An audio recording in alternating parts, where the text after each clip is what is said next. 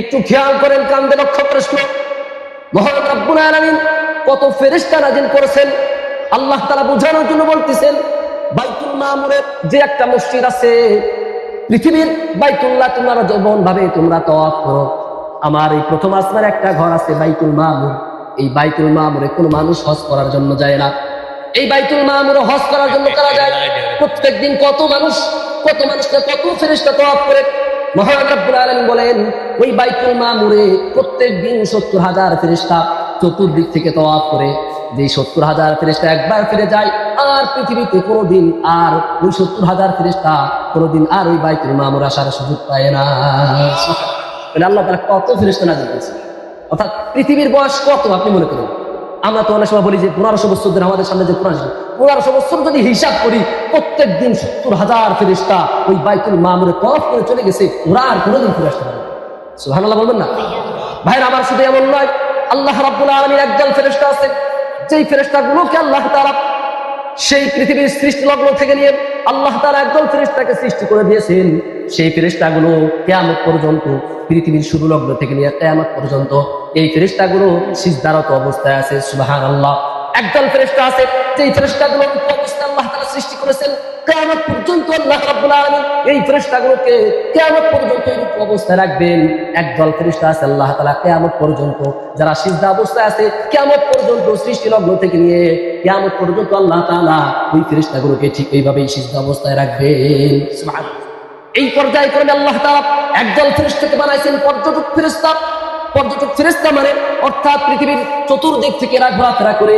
এই ফেরেশতাগুলোর কাজ হলো আল্লাহ রাব্বুল আলামিনের দিকে মজলিস, কোরআন হাদিসের আলোচনা যেই সমস্ত এলাকায় হয়, যেই সমস্ত মজলিসে মহান রাব্বুল আলামিনের কোরআনের আলোচনা করা হয়, ওই মজলিসগুলোকে আল্লাহ তাআলা ওই পর্যটক ফেরেশতাগুলোকে পাঠিয়ে দেন। সুবহানাল্লাহ। আল্লাহ রাব্বুল আলামিন পর্যটক ফেরেশতাগুলোকে পাঠিয়ে দেন। উদ্দেশ্য কি? মহান রাব্বুল আলামিন বলেন, ও ফেরেশতা, তোমার কাজ হলো, তোমার ডিপার্টমেন্টের কাজ হলো, আমার যে সমস্ত বান্দারা মাহফিলে হোক, আমার যে সমস্ত বান্দারা ঘরের এক কোণায় বসে হোক, অথবা আমার যে সমস্ত বান্দারা মসজিদের এক কোণায় বসে হোক, সুবহানাল্লাহ, আলহামদুলিল্লাহ, এই তাসবিহ তাহলিলগুলো পাঠ করবে। ওই বান্দার তাসবিহ তাহলিলগুলো কালেক্ট করে তোমরা সব আমার কাছে তোমরা নিয়ে চলে আসবা। ঠিক ধারাবাহিকভাবে আল্লাহ রাব্বুল আলামিন সেই পর্যটক ফেরেশতা পৃথিবীর সব জায়গায় ঘোরাফেরা করার পরে ওই ফেরেশতাগুলো আল্লাহ রাব্বুল আলামিনের আদেশে, ঠিক আল্লাহ তাআলার আদেশে আজকে আমাদের মাহফিলে এই চতুর্দিক থেকে যেরকম ভাবে বেষ্টনী দিয়ে ঘেরাও হচ্ছে, আল্লাহ তাআলার আদেশে সেই ফেরেশতাগুলো আমাদেরকে ঘেরাও করে রেখে দিয়েছে। শুধু তাই নয়, কেমন করে ঘেরাও রেখেছেন হাদিসের কিতাবের মধ্যে আসছে, আল্লাহ রাব্বুল আলামিন এই ফেরেশতাগুলো যখন আমাদের চতুর্দিক থেকে আসছে, কেমন ফেরেশতা, একজন ফেরেশতা না, ফেরেশতা আসার পরে এক একজন ফেরেশতা তাদের ডানাগুলো দিয়ে একের পর এক এরকম দিয়ে একজনের পর একজন ডানাগুলো দিয়ে আল্লাহ রাব্বুল আলামিনের দরবার পর্যন্ত এই ফেরেশতাগুলো বেষ্টন করে রেখে দিয়েছে।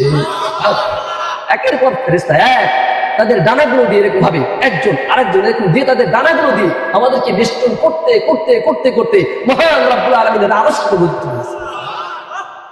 শুধুমাত্র এই চতুর্দিক থেকে একটা দেওয়াল দিছে, তাই কেমন যেন একটা স্বস্তি বোধ করতেছে। একটা স্বস্তি বোধ কি? যে কোনো কিছু আমাদের পাকড়াও করবে না, বাতাস আসবে না, ঠান্ডা আসবে না, কুয়াশা আসবে না। আল্লাহ বলেন, বান্দা তোমরা যেখানে বসে কোরআন হাদিসের আলোচনা শুনো, আলহামদুলিল্লাহ, সুবহানাল্লাহ বলো, এইখানে আমার ফেরেশতা পাঠাই দিয়েছে। শুধু পাঠাই না, এই ফেরেশতাগুলো তোমাদেরকে এমন ভাবে বেষ্টনী করছেন, শুধুমাত্র তোমাদের এই ছাউনি পর্যন্ত না, এই বেষ্টনী আমার আল্লাহ তাআলা বলতেছেন, আমি আমার কাছে আমার ফেরেশতাগুলো, আমার আরশ পর্যন্ত আমার ফেরেশতাগুলো আমার কাছে বেষ্টনী করে চলে আসছে। বেষ্টনী করে কি করছেন এটা বলছেন। বেষ্টনী সব ফেরেশতাগুলো আল্লাহর কাছে চলে গেছেন। যাওয়ার পরে মহান রব্বুল আলামিন বলেন, ও ফেরেশতারা তোমরা কোথা থেকে আসছো? আল্লাহ সব কিছু জানেন। তারপর আল্লাহ তাআলা মানুষকে বোঝানোর জন্য বলেন, শোনো, আল্লাহ তাআলা ফেরেশতাকে বলেন, ও ফেরেশতারা কোথা থেকে তোমরা আসছো আমার কাছে? ফেরেশতারা আল্লাহর কাছে বলেন, ও মালিক, আমরা তো গিয়েছিলাম লোহাচড়া ব্যাপারী পাড়া মাহফিলে। সুবহানাল্লাহ বলেন না? ও মালিক, আমরা গিয়েছিলাম লোহাচড়া ব্যাপারী পাড়া মাহফিলে।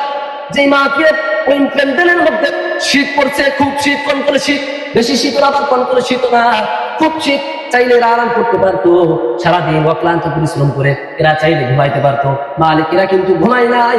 ও আল্লাহ, ওইখানে দেখলাম মুরব্বী শ্রেণীর মানুষ, যুবক মানুষ, এরা চাইলে গুনাহ করতে পারতো, কিন্তু না, এই মানুষগুলো মালিক দেখলাম নোহাচড়া ব্যাপারী পাড়া মাহফিলে, দোকানে না যে মাহফিলের মধ্যে বসে আছে। এই অবস্থায় দেখলাম সবাই আলোচনা করতেছিল। যখন বক্তা যখন সুবহানাল্লাহ আলোচনা করতেছিল, আলহামদুলিল্লাহ আলোচনা করতেছিল, যখন তোমার আলোচনা করতেছিল, এই কথাগুলো শুনে তারা তাসবিহ তাহলিল করতেছিল। এইগুলো আমি আপনার কাছে নিয়ে এসেছি। আল্লাহ বলেন, ও ফেরেশতারা, তারা কি চায় তোমরা কি জানো? আল্লাহ রাব্বুল আলামিন ফেরেশতাকে বলেন, ও আমার ফেরেশতা, তোমরা কি জানো? ওই মজলিসের মধ্যে বসে আমার প্রিয় মাহবুব বান্দারা এরা আমার কাছে কি চাই তোমরা কি জানো? এই কথা বলার পরে ফেরেশতারা বলেন, ও আল্লাহ, তারা তো তোমার কাছে কিছু চাই না, তবে দুইটা জিনিস চাই। সেই দুইটা জিনিস আমরা বলতেছি।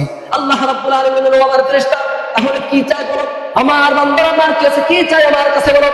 এই কথা বলার পরে ফেরেশতারা আল্লাহর কাছে বলেন, ও আমার আল্লাহ, তারা তো ওইখানে বসে আর কিছু চাই না, গুনগুন করে আওয়াজ করতেছে আর কান্নাকাটি করতেছে। মালিক, জীবনে যে কত গুনাহ করেছিল মালিক, কত গুনাহ করেছিল আল্লাহ, আর গুনাহ শেষ নেই মালিক।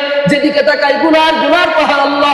সব পৃথিবীতে যদি যত দিকে তাকাই না তাকে আল্লাহ, পৃথিবীর এই পাশ থেকে ওই পাশে তাকাইলে সব কিছু দেখা যায়। তোমার সৃষ্টির শেষ নাই, তোমার বান্দার অভাব নাই। তাই আল্লাহ, তুমি ছাড়া তো আমাদের কোনো মাবুদ নাই। এই বলে তোমার কাছে কান্নাকাটি করতেছে আর বলতেছে, আল্লাহ, তোমার বান্দার যেহেতু অভাব নাই, আমার তোমার ছাড়া, তুমি ছাড়া কোনো মাবুদ নাই। আল্লাহ, তুমি আমাদেরকে মাফ করে দাও, জাহান্নাম থেকে আমাদেরকে মাফ করে দাও। এই কথা বলার পরে আল্লাহ রাব্বুল আলামিন বলেন, আমার ফেরেশতারা, তোমরা তো শুনলাম আমার বান্দা জাহান্নাম থেকে মুক্তি চাইতেছে, আমার বান্দা কি জাহান্নাম দেখছে কিনা? এই কথা বলার পরে ফেরেশতারা বলেন, আল্লাহ, তোমার বান্দারা তো জাহান্নাম দেখে নাই, কিন্তু তাদের মধ্যে ভয় আসছে। এর কারণ হলো কিছুদিন আগে আল্লামা লিয়াকত সাহেব আলোচনা করেছিলেন। লিয়াকত সাহেবের আলোচনা শোনার পরে তাদের মধ্যে ভয় আসছে, না আর কোনোদিন গুনাহ করবে না, আর কোনোদিন মাহফিলে এসে বাজারে ঘোরাফেরা করবে না, আর কোনোদিন মাহফিলে এসে কোনো মেয়েকে সতর্কতা দিবে না। এই চিন্তা করে আয় আল্লাহ, তোমার এক বান্দা ওয়াজ করতেছিল, সেই ওয়াজ শুনে তোমার কাছে বলতেছে, আল্লাহ, আমাদেরকে জাহান্নাম থেকে মুক্তি দিয়ে দাও। আল্লাহ রাব্বুল আলামিন বলেন, ও আমার ফেরেশতারা, তাহলে শুনো, আমার বান্দা যেহেতু জাহান্নাম দেখে নাই, জাহান্নাম না দেখার কারণে আমার বান্দার মধ্যে যদি এই উদ্বেগ আসতে পারে, ও আমার ফেরেশতারা শুনো, আল্লাহ তাআলা বলছে, আমার ফেরেশতারা শুনো, আমার বান্দা যদি জাহান্নাম না দেখে তার মধ্যে কান্নার রোল যদি এইভাবে হয়, এরা যদি জাহান্নাম দেখতো তাহলে বুঝতে পারতে এদের কান্নার আওয়াজ কত দূরে চলে যেত। এই বলার পর আল্লাহ রাব্বুল আলামিন বলেন, আমার ফেরেশতারা, আর কি চাই বলো? এই কথা বলার পরে আল্লাহ রাব্বুল আলামিন যখন প্রশ্ন করলেন, ফেরেশতারা বললেন, আমার আল্লাহ, শোনো, তাহলে তোমার বান্দা ওই মজলিসে বসে আর কিছু চাই না, তারা শুধু তোমার কাছে একটা জিনিস চায়, আয় আল্লাহ, সব কিছু করতে পারো না তুমি, আমাদেরকে জাহান্নাম থেকে মুক্তি দাও। এই একটা চাই, আর একটা জিনিস চাইতেছে, আল্লাহ, আমরা তোমার কাছে তোমার সন্তুষ্টি স্থান, তোমার জান্নাত চাই। এই কথা বলার পরে কি বলতেছে একটু খেয়াল করেন ভাইরা আমার। আমি যে জান্নাতি মজলিস বললাম, আমি কিন্তু বানাই বলি নাই, বুখারী এবং মুসলিম শরীফের কিতাবের মধ্যে আসছে।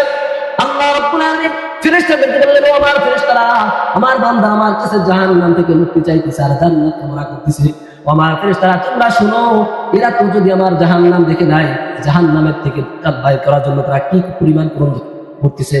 জান্নাত দেখে নাই, কিন্তু জান্নাতের আগ্রহ কি পরিমাণ তাদের মধ্যে হয়েছে। ও আমার ফেরেশতারা শুনো, আমি তোমাকে বলতেছি, তোমরা শুনো, তোমরা সাক্ষী রাখো। ওই লোহাচূড়া ব্যাপারী পাড়া মাহফিলের মধ্যে যে সমস্ত লোকেরা মাইকের আওয়াজ শুনে তারা প্যান্ডেলের মধ্যে বসে গেছে, কোন বড় বক্তার আওয়াজ শোনার জন্য আসে নাই, বড় বক্তা হাফিজুর রহমান সিদ্দিকীর আওয়াজ শোনার জন্য আসে নাই। এদের উদ্দেশ্য, একমাত্র উদ্দেশ্য, কোন কালো বিচার, কোন ফর্সা মানুষ, কোন মোটা মানুষের আলোচনা শোনার জন্য আসে নাই। এরা আসছে শুধুমাত্র কোরআনের আলোচনা শোনার জন্য। ও আমার ফেরেশতারা শুনো, এই মানুষগুলো হতে পারে এই দিকের পথিক, হতে পারে মুকসুদপুরের পথিক, কিন্তু এরা যদিও কোরআনের আলোচনা শোনার জন্য ওই মজলিসে বসেছে, আমি ফেরেশতা তোমাদের কাছে বলতেছি, শোনো, আমি আল্লাহ তাআলা তোমাদের কাছে ওয়াদা করতেছি, শোনো, ওই মজলিসের মধ্যে যে বা যারা বসে আমি আল্লাহর কাছে তারা যা কামনা করছে, আমি আল্লাহ তাআলা তোমাদের সাক্ষী রেখে তাদের সব দান করে দিলাম, সব দান করে দিলাম। এই কথা বলার পরে ফেরেশতারা বলেন, ও আল্লাহ, আপনি তো সব কিছু দিয়ে দিলেন, জান্নাত দিয়ে দিলেন, জাহান্নাম থেকে মুক্তি দিয়ে দিলেন, আয় আল্লাহ, এরা তো কিছু মানুষ ছিল মাহফিল শোনার জন্য আসে নাই, এরা তো মাহফিল শোনার জন্য আসে নাই আল্লাহ, এরা তো আসছিল বাদাম খাওয়ার জন্য। কিন্তু মাইকের আওয়াজ শুনে কেমন চিন্তা করে দেখি কেমন লাইটিং করছে, দেখি প্যান্ডেলটা কেমন হয়েছে, স্টেজটা কেমন হয়েছে, দেখি বক্তার চেহারা কেমন হয়েছে, এই জন্য আসছিল।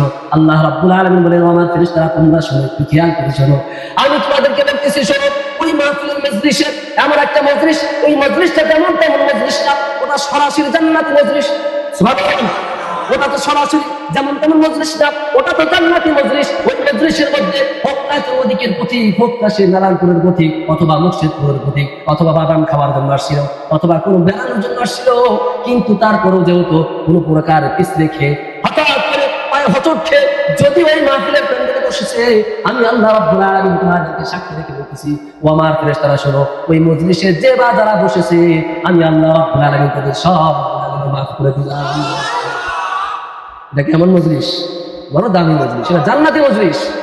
আল্লাহ তাআলা আমাদেরকে এমন মজলিসে বেশি বেশি আসা বসার তৌফিক দান করুন বলে আমি একটু জিকির করি, লা ইলাহা ইল্লাল্লাহ, লা ইলাহা ইল্লাল্লাহ, লা ইলাহা ইল্লাল্লাহ, লা ইলাহা ইল্লাল্লাহ।